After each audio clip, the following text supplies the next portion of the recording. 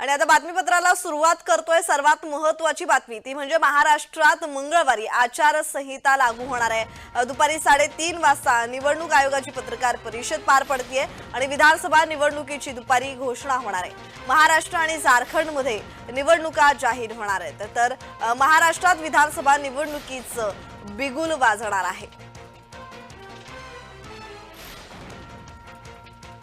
तर महाराष्ट्र विधानसभा निवडणुकांच्या तारखा मंगळवारी जाहीर होतील। निवडणूक आयोगाने पत्रकार परिषद बोलावली आहे तर दुपारी 3:30 वाजता ही पत्रकार परिषद पार पडेल। महाराष्ट्रासह झारखंड विधानसभेसाठीही निवडणुकांच्या तारखा जाहीर होतील।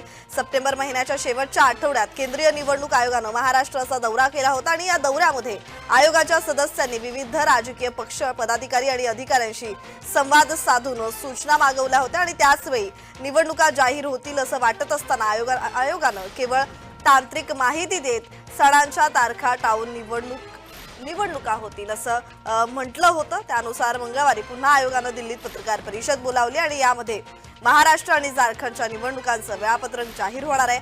दिवाळीच्या सुट्ट्यांच्या तारखा वगळून सार्वत्रिक निवडणुकीचा कार्यक्रम आखण्यात आल्याची शक्यता सूत्रांनी वर्तवलेली आहे। दरम्यान महाराष्ट्रात मंगळवारी आचारसंहिता लागू होणार आहे। दुपारी 3:30 वाजता निवडणूक आयोगाची पत्रकार परिषद असेल। विधानसभा निवडणुकीची दुपारी घोषणा होणार आहे। आता राजकीय नेत्यांची धाकधूक वाढलेली आहे। महाराष्ट्र आणि झारखंडमध्ये निवडणुका जाहीर होणार आहेत। महाराष्ट्रात विधानसभा निवडणुकीचं बिगुल वाजणार आहे। तर विधानसभेची रणधुमाळी सुरू झालेली आहे। विधानसभा निवडणुकीच्या पार्श्वभूमीवर सर्वच राजकीय पक्ष हे तयारीला लागलेले पाहायला मिळालेले आहेत। अनेक दौरे राजकीय पक्षातील नेत्यांचे झाले, अनेक निर्णय महायुतीकडून घेण्यात आलेले आहेत।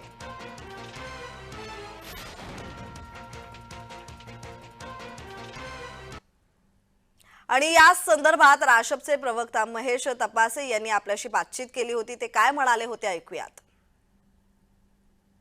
सरकार हे पाठीमागे खंजीर खुपसून म्हणजे स्वतःच्या मूळ पक्षाला दगा देऊन त्याचे आमदार चोरून त्या पक्षाची निशाणी चोरून त्या पक्षाचं नाव चोरून हे सरकार स्थापन झालेले। त्याचा वाद अजून प्रलंबित आहे। तो वाद कधी निर्णय लागेल ते मला माहिती नाही, लागेल की नाही लागेल ती मला माहिती नाही, परंतु जनतेच्या न्यायालयामध्ये आज दुपारी 3:30च्या नंतर जनतेच्या न्यायालयामध्ये हा वाद जाणार।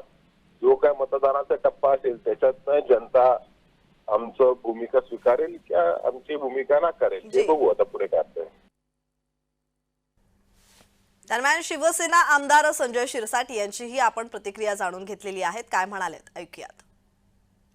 हे बघा, निवडणुकीची आचारसंहिता आज उद्या लागेल, 2 दिवसांनी लागेल, हे सर्वांच्या मनामध्ये एक शंका होती कधी लागते। आणि जो पक्ष सत्तेत असतो तो पक्ष सत्ता चालवताना येणारी निवडणूक हा डोळ्यासमोर ठेवतो। हे काही लपलेलं नाही, हे उघड सत्य आहे। आणि मग त्यावेळेला अशा काही जे काही प्रलंबित प्रश्न असतील जे आपल्याकडून आतापर्यंत झाले नाहीत, आता आचारसंहिता लागल्या, तातडीने ते केले पाहिजे, सोडवले पाहिजे, ज्याच्यामुळे मॅसेज पण चांगला जाईल आणि पक्षाला सुद्धा फायदा होईल।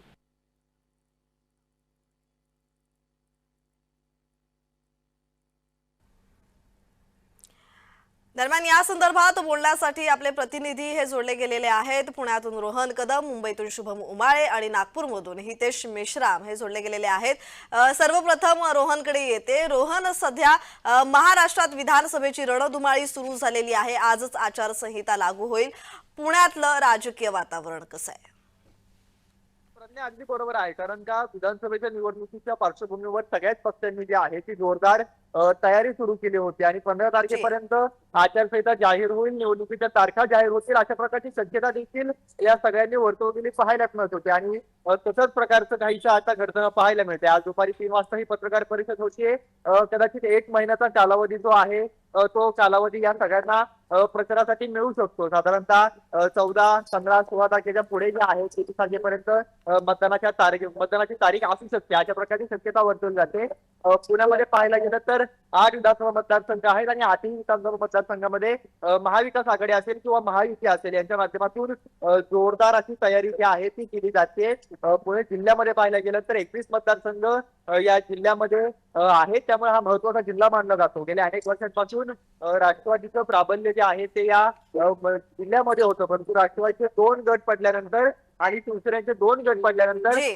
पहिल्यांदाच ही विधानसभेची निवडणूक होते. त्यामुळे या विधानसभेच्या निवडणुकीकडे फार बारकाईने जे आहे ते सगळे कार्यकर्ते काम करताना पाहायला मिळत आहेत. जनता मतदार देखील शून्य झालेली पाहायला मिळते. जी. कारण का आपण ज्या पद्धतीने पाहतोय मागील काही दिवसांपासून मतदानाचा जो ट्रेंड बदललेला पाहायला मिळतोय, त्या ट्रेंड बदलल्यानुसार यंदाचं मतदानाच्या सगळ्या या भूमिकेमध्ये मतदार राजा नेमका काय करतो हे पाहणं महत्वाचं असणार आहे. जी जी रोहन जरा थांबवते, जरा हितेश मेश्राम यांच्याकडे जाते. हितेश, काय आहे नागपूरचं राजकीय वातावरण? कारण आजच आचारसंहिता लागू होईल.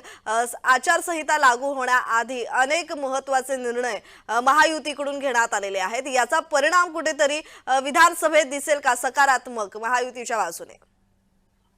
नक्कीच. सगळ्यात अगोदर मी सांगतो की नागपूरसह नागपूर ग्रामीण असे 12 मतदारसंघ जे आहे नागपूरमध्ये आहे आणि 12 मतदारसंघाची जी तयारी आहे ती दोन्ही गटाकडून जी आहे ती जय्यतपणे चालू आहे. म्हणजे महायुती असो किंवा महाविकास आघाडी असो, याकडून सगळी तयारी चालू आहे.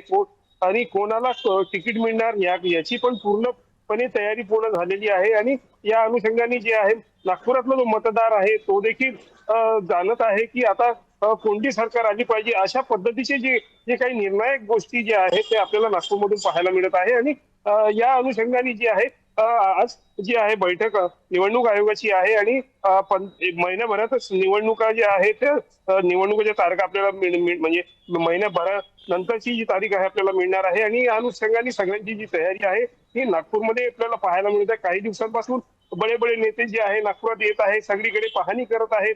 आणि या अनुषंगाने जी आहे माध्यमांशी ते बोलत आहेत आणि जी पूर्ण तयारीची माहिती आहे ती सांगत होते. आणि मात्र आता जी आहे आजपासून जी आहे तयारी जी आहे पूर्णपणे जोरात अजून चालू असणार आहे. जी जी जी जी मुंबईकडे येते शुभम उमाळे हे जोडले गेलेले आहेत. खरं तर पाहायला गेलं शुभम तर बैठकांवर बैठका झाल्या तर महायुतीच्या आणि महाविकास आघाडीच्या सुद्धा जागा वाटप अद्यापही निश्चित झालेलं नाहीये. महायुती आणि महाविकास आघाडीमध्ये जागा वाटपाचा तिढा आपण पाहायला कित्येक दिवस पाहतोय. तर या संदर्भात अधिकची माहिती, जागा वाटप या दोघांमध्येही कशा प्रकारे होईल, कसे उमेदवार ठरतील? प्रज्ञा, आज दुपारी 3:30 वाजता केंद्रीय निवडणूक आयोगाची जी पत्रकार परिषद होणार आहे, तर पूर्ण देशासाठीच केंद्रीय निवडणूक आयोगाचं जसं केंद्रस्थान दिल्ली आहे त्याचनुसार महाराष्ट्रातील सर्व निवडणुका ज्या आता होणार आहेत त्यासाठी सर्व पक्षांचं केंद्रीय स्थान जे असणार आहे ते मुंबईत आहे.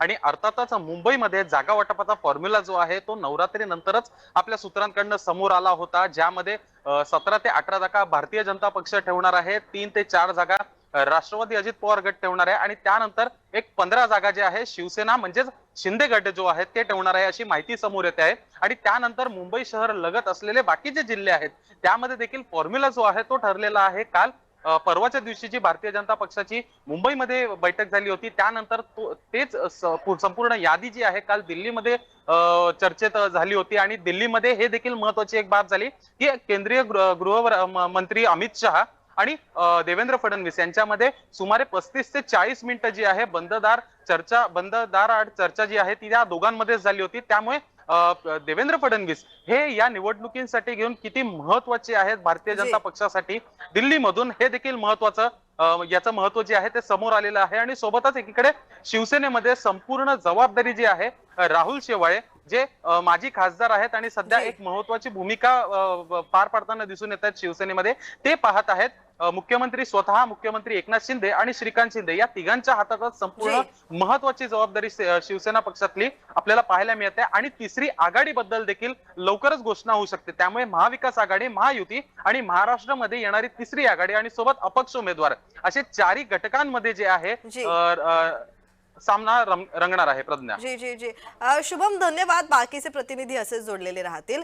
पुण्यातून रोहन कदम हे जोडले गेलेले आहेत. रोहन, खरं तर महायुतीकडून अनेक योजना राबवल्या गेलेल्या आहेत, निर्णय लागू करण्यात आलेले आहेत, निर्णय जाहीर झालेले आहेत आणि याच निर्णयाचा आणि योजनांचा कुठेतरी महाविकास आघाडी विरोध करताना दिसते. उद्धव ठाकरेही खरं तर मेळाव्यात म्हणाले होते की जेवढे महायुतीने निर्णय घेतलेले आहेत ते रद्द आम्ही करू, आम्ही जेव्हा सत्तेत येऊ. अद्यापही महाविकास आघाडीचा मुख्यमंत्री पदाचा चेहरा ठरलेला नाहीये. त्यानेच खरं तर महाविकास आघाडीमध्ये त्यावरूनच भांडणं सुरू असल्याचे पाहायला मिळालेलं आहे. कसा परिणाम होऊ शकतो या विधानसभेत?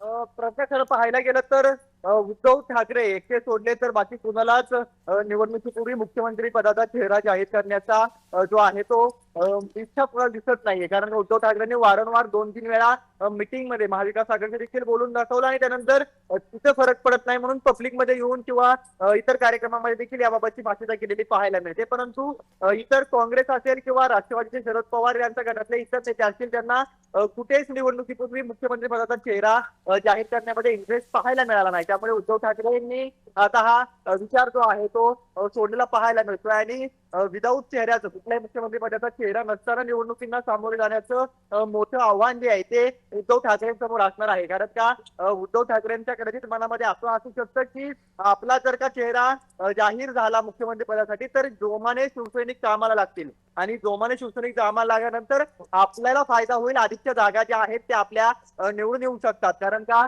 आपला चेहरा जाहीर झाल्यानंतर कार्यकर्ते असतील किंवा शिवसैनिक असतील यांच्यामध्ये जो आहे तो उत्साह वाढेल आणि दुसरीकडे शिंदे गटाचा जो आहे तो मोरल डाऊन होईल असं प्रकारचं मत कदाचित उद्धव ठाकरेंचं असू शकतं. कारण का अजून देखील महायुतीकडून अशा प्रकारचं कुठलंही भाष्य करण्यात आलेलं नाही की एकनाथ शिंदेच्या नेतृत्वामध्ये आम्ही निवडणुका लढतोय असं जरी ते म्हणत असले तरी पुढचे मुख्यमंत्री एकनाथ शिंदेच असतील अशा प्रकारचं मत कुठेही महायुतीने मांडलेलं नाही.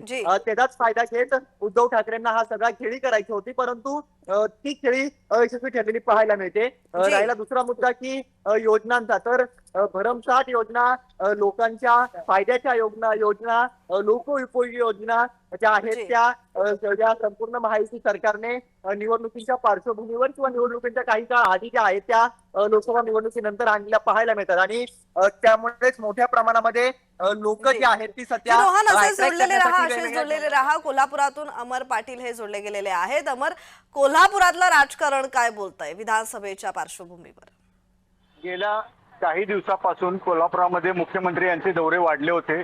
त्याचबरोबर कोल्हापुरामध्ये शिवसेना आणि भाजप यांनी उत्तरमध्ये मतदारसंघामध्ये आपली दावेदारी सांगितलेली आहे.